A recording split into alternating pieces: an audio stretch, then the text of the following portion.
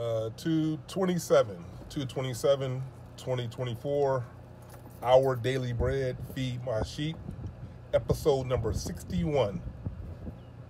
Excuse me, 61.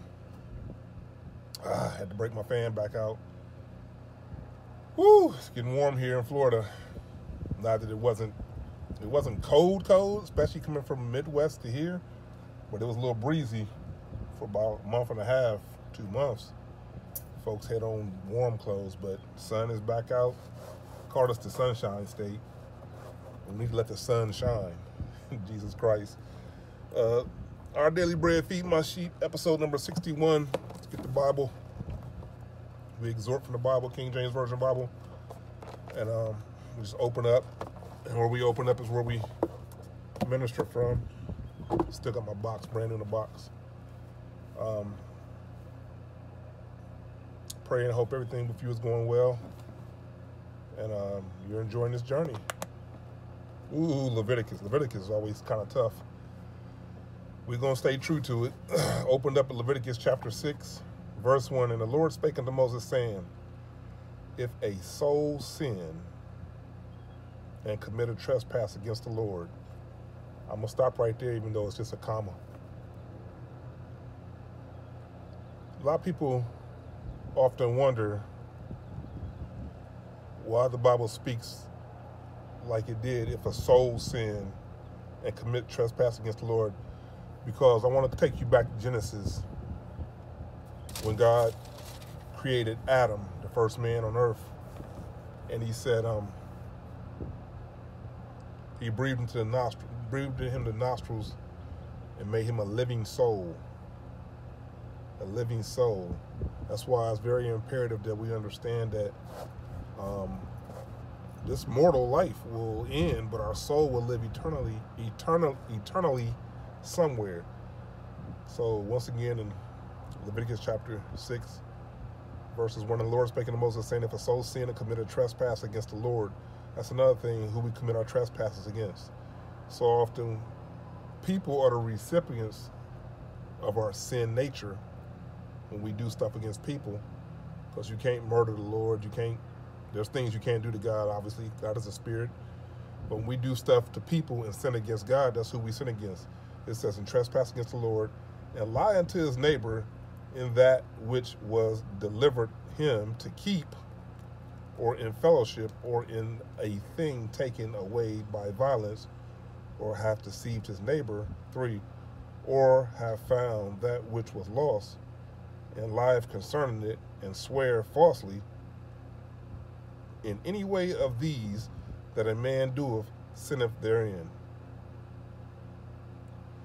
Then, verse 4, in chapter 6, Leviticus, then it shall be, because he hath sinned and is guilty, that he shall restore that which he took violently away, or the thing which he hath deceitfully gotten, or the thing was delivered him to keep, or the lost thing which he found, verse 5, or all that about which he hath sworn falsely, he shall even restore it in the principle.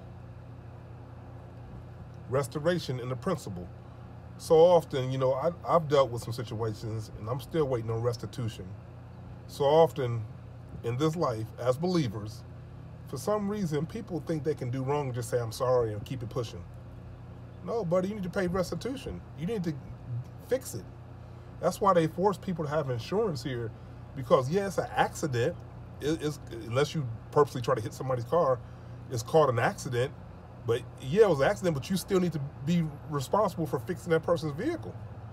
So I don't know why it is you can do something against somebody's life and think you don't need to make restitution for your wrong. It says, he shall even restore it in the principle, and shall add the 5th part more thereunto, and give it unto him to whom it appertaineth in the day of his trespass offering. Now, you can always tell, say if somebody do me wrong, I can release them from the restitution. But honestly, they still need to try by any means to make it, because we want to be right before God at the end of the day. You know, we trespass and we sin against the Lord, but we do it to people. And so when we make restitution and come correct with people, we're doing it as unto the Lord, as if it's the Lord himself we're doing wrong to. Verse 6, he shall bring his trespass offering unto the Lord, a ram without blemish, out of the flock, with thy estimation for the trespass offering unto the priest. Verse 7, and the priest shall make an atonement for him before the Lord. So the Lord is teaching us a principle of how Jesus Christ would atone for the sins of the world.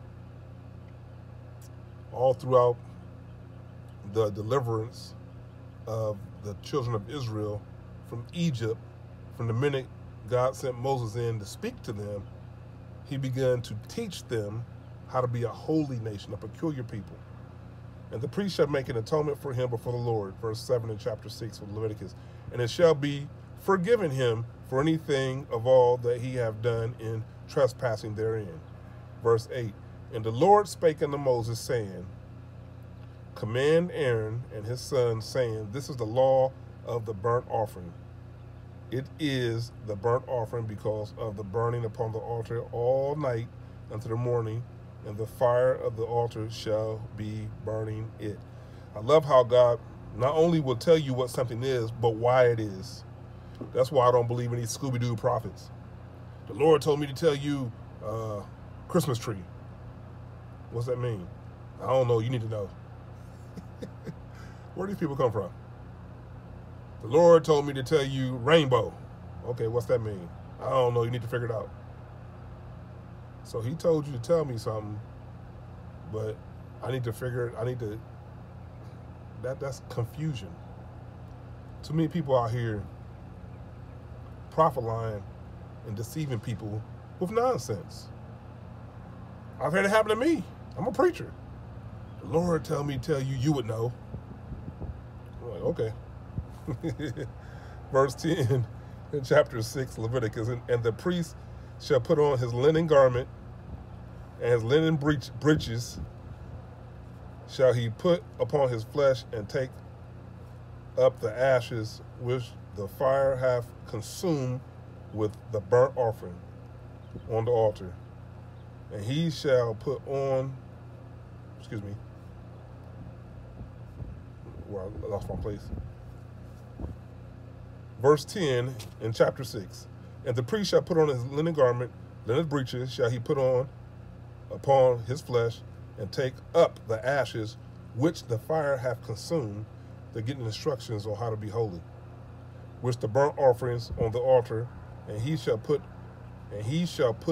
them beside the altar. So it's so important. This is what I hear the Holy Spirit saying to you. It's so important when you have to make restitution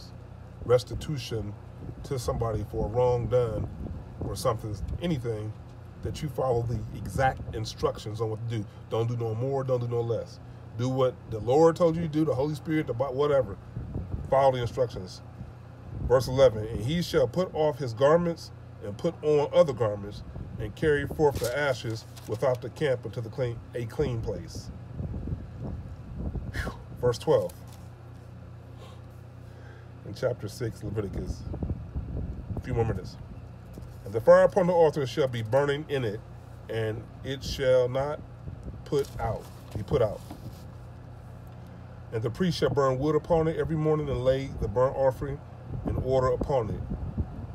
And he shall burn thereon the fat of the peace offerings. It goes on and on to the break of dawn. Now, it goes on and on, so there's no use in me keep going. I hear the Holy Spirit saying that either you need to make restitution, or you're going to be the recipient of somebody making restitution to you for wrongs done. Humble yourself under the mighty hand of God, and he will exalt us all in due season. May God bless you and have his face continually and always smile upon you.